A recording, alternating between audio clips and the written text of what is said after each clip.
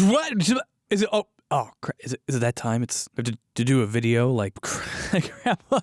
I'm not playing. Tanya, please turn the fake camera off, please. Hi, hello, it is me, Austin, the definitely prepared guy. I have definitely not been distracted playing Tower of Fantasy under the guise of research. Anyway, Hana Studio and Level Infinite recently approached me and was like, hey, would you like to come to a sponsored video for our game Tower of Fantasy? We have a new version update coming out. And I was like, all right, well, give me a minute. I'll just, what? I get to make my own waifu? Oh, heck yes! Except, more professionally than that, I think. I don't remember. Anyway, the game is a lot of fun, but what specifically I want to take a look at in the terms of science is something we've never looked at on this show before, which is this. How on earth do you make a city float? Specifically, this city. Miroria. You see, floating cities are a staple in games since basically since we've had graphics. Probably since before there were graphics. In any case, floating cities are all over Tower of Fantasy. There's Hykros, your home base. There's Cetus Island, the amusement park thing. There's this thing near Cetus Island. And on Artificial Island, there's like half a dozen floating platforms. But the one I want to take a look at today is all the way in the land of Vera, the new zone in Tower of Fantasy. It's like this Mad Maxy desert place, but what's most interesting to me is this, Miroria, a floating pyramid-shaped cyberpunk city in the middle of the desert map. It's enormous. We've talked about flotation and stuff on this channel before, but not exactly in this way, so let's get right down to brass tacks. So, you'll want to float a city, and here's why you shouldn't. Floating is a very, very easy thing to describe in simple terms. We are on a planet. Planets are big, heavy. They have mass. The existence of mass in a space creates a force that around these parts we like to call gravity. There's lots of explanations for why gravity exists, but that part isn't actually that important for this video. Just assume that it does. Gravity can be described, I think, in simple terms as a massive object pulling something toward it. This is the force that keeps us glued to the earth no matter how high we try to jump. Interestingly, your body also has gravity, and that pulls back on the earth, but the force is teeny tiny. Gravity, all said and done, is actually a pretty weak force. I mean, think about it. It takes a whole earth to create the 9.8 meters per second gravity we experience on our planet. All you need to do to float is to apply an opposing force in the opposite direction of gravity that surpasses whatever the force of gravity pulling you down is. Now, in the past, we have talked strictly in the terms of flight and buoyancy, which is a force that's created by a voluminous object, that is to say an object of unusual size, pushing air out of the way, and this in turn creates an upward force. We're going to be mostly ignoring this form of flotation and instead looking at what might strictly speaking be called hovering or levitating, which is where you use some form of propulsion to create that upward force that counteracts gravity. You know, like rockets or the propeller on this toy drone that I bought for my kids. So to levitate, we need to counteract the force of gravity. Force in Newtonian terms is illustrated by this formula, F equals ma, where force equals mass times acceleration. So a coffee cup that weighs 1 kilogram, it's a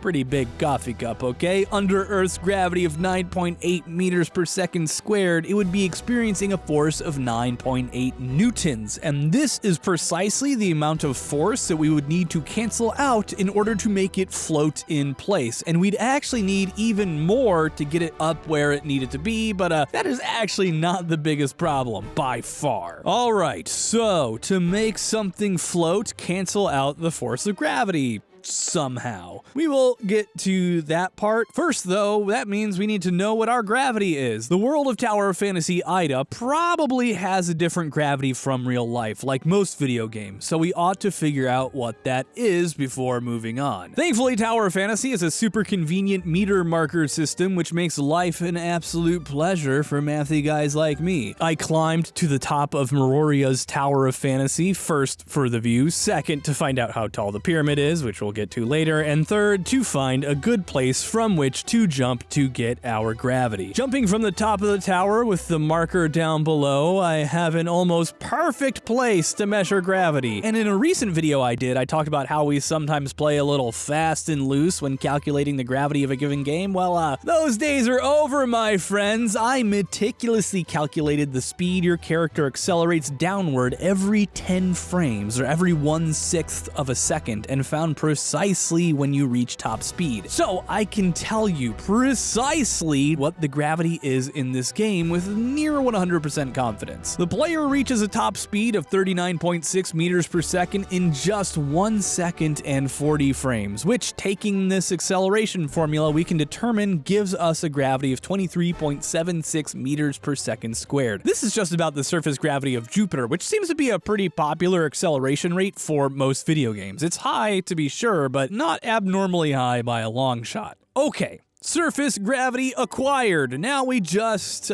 need to know the mass of our floating city. Friggin' Peachy swears. That's right, like how hard can this really be? This is the science! We've certainly done harder stuff than this here before, right? Right? Oh boy, this is gonna suck. Okay, that is a bit of a fib, if I'm being honest. It wasn't that hard. We just have to make a few assumptions along the way. Since I have a trusty dusty car here, I can actually do some pretty clever map trickery using the top linear speed estimated using our little meter markers here in the game to establish that the car drives at about 12.5 meters per second, or only 27 miles an hour? Come on, move over, Grandma! Using this land speed, I was able to figure out how to use map coordinates, which unfortunately do not correspond with meters directly, to measure the footprint of Meroria. One side measures almost exactly 290 meters long, which is over 3 football fields. You know what? We always use football fields. Like, this is the era of learning from home and working from home. Does anybody actually know how long a football field is intrinsically in their soul? When was the last time you went outside and touched grass? See, we got to use something more relatable in 2022. Let's see,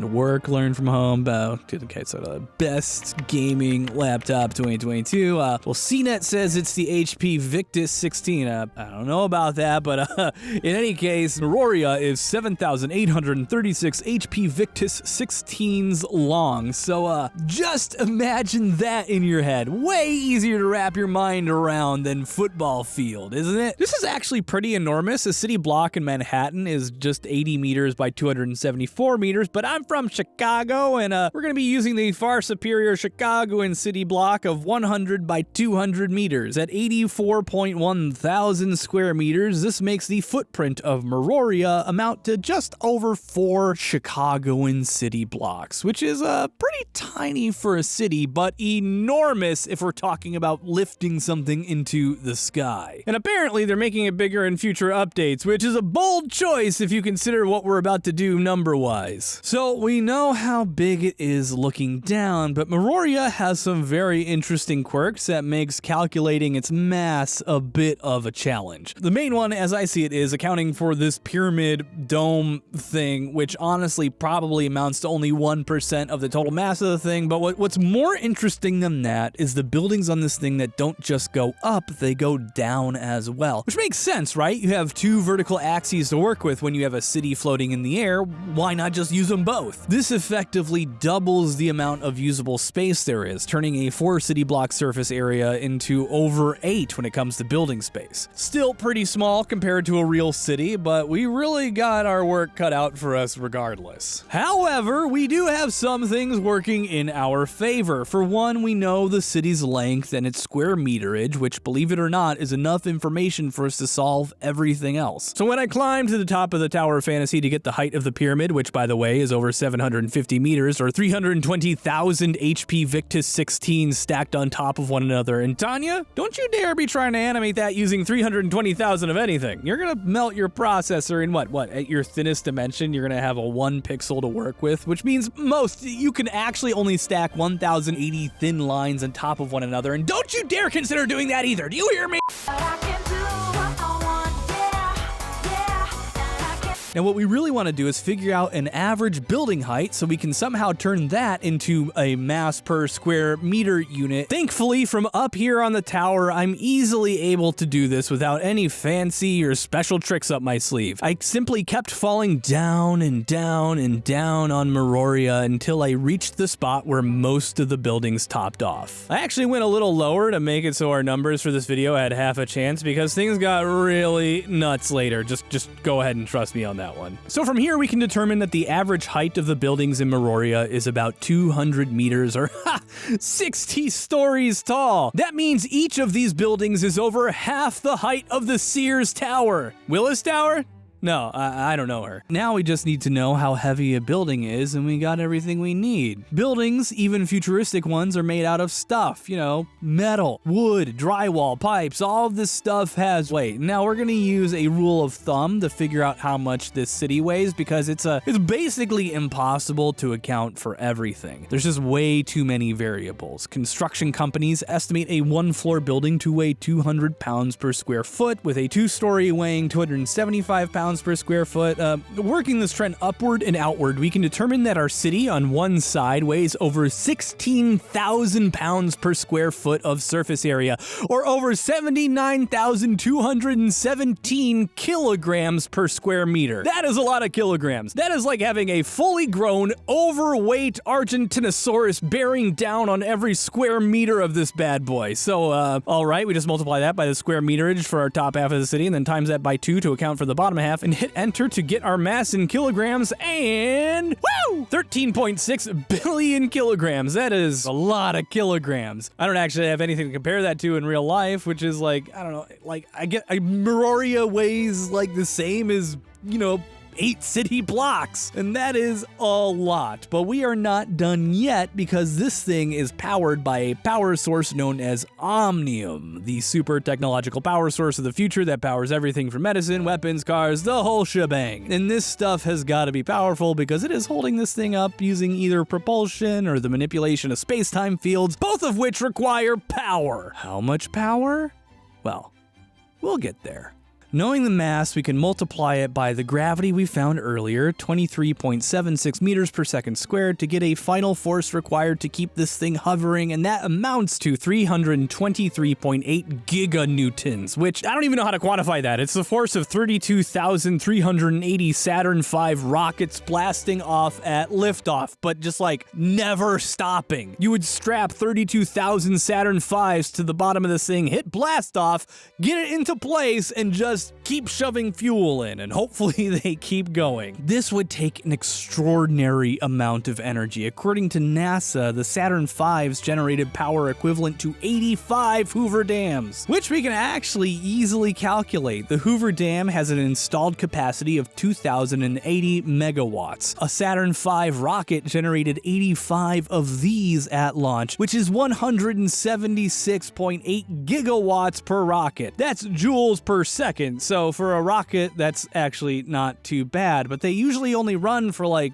a minute or two. But we have how many of it is again? 32,380 of these bad boys? That is 32,380 times 176.8 gigawatts, which gets us 67 terawatts of power that's being used to keep this city floating in the air 24/7. To put that into perspective, the world's largest power plant is the Three Gorges Dam in China, and it would take 22,500 of them to power the rockets on this thing to keep it afloat. This thing would take a total of 589,995 terawatt hours of power to keep afloat for just 1 year. That is 24 times the amount of power that is used in the entire world. Period. Everywhere. The whole planet. Everything. Everywhere. The whole year. 24 times just to keep this thing floating. And why? Well, because it's cool and we like it.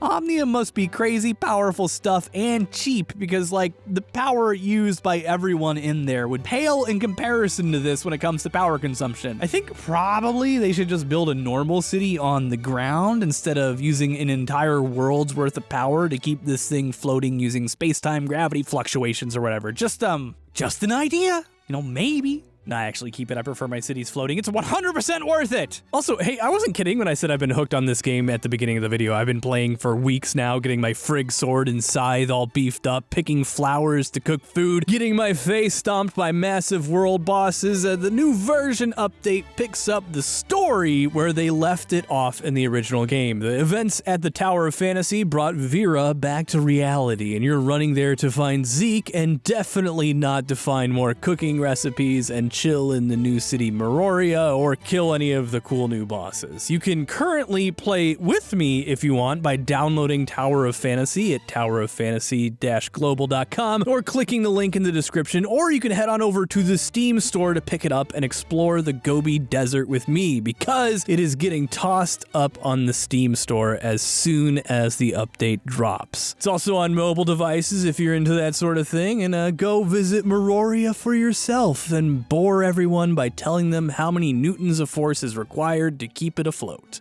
Sincerely, Austin.